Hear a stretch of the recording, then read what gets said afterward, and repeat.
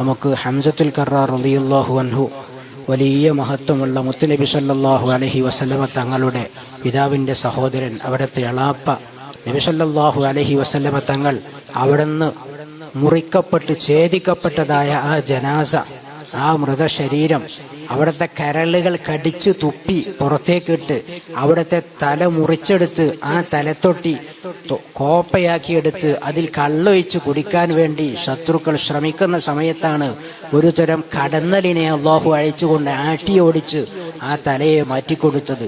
അങ്ങനെ കഷ്ടമാക്കി ഛേദിക്കപ്പെട്ട ഹംസത്തുൽ കറാർ റളിയല്ലാഹു അൻഹുവിൻ്റെ ആ മയ്യിത്ത് മുമ്പിൽ വെച്ചുകൊണ്ട് ഹബീബായ മുത്തു മുഹമ്മദ് മുസ്തഫ സ്വല്ലല്ലാഹു അലൈഹി വസല്ലമ തങ്ങൾ കണ്ണീര് വാർക്കുകയാണ്. മുത്തുനബി തങ്ങൾ കരയുന്നു, അവിടുന്ന് തേങ്ങി കരയുകയാണ്.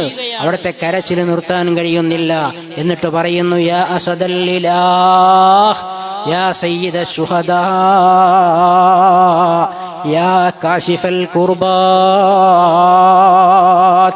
വിഷമങ്ങൾ അകറ്റുന്നവരെ, അള്ളാഹുവിൻ്റെ അസദ് എന്ന ബഹുമാനപ്പേരുള്ളവരെ, നിരവധി ബഹുമാനങ്ങൾ വിളിച്ചു പറഞ്ഞുകൊണ്ട് യാ കാശിഫൽ കുർബാത്ത്,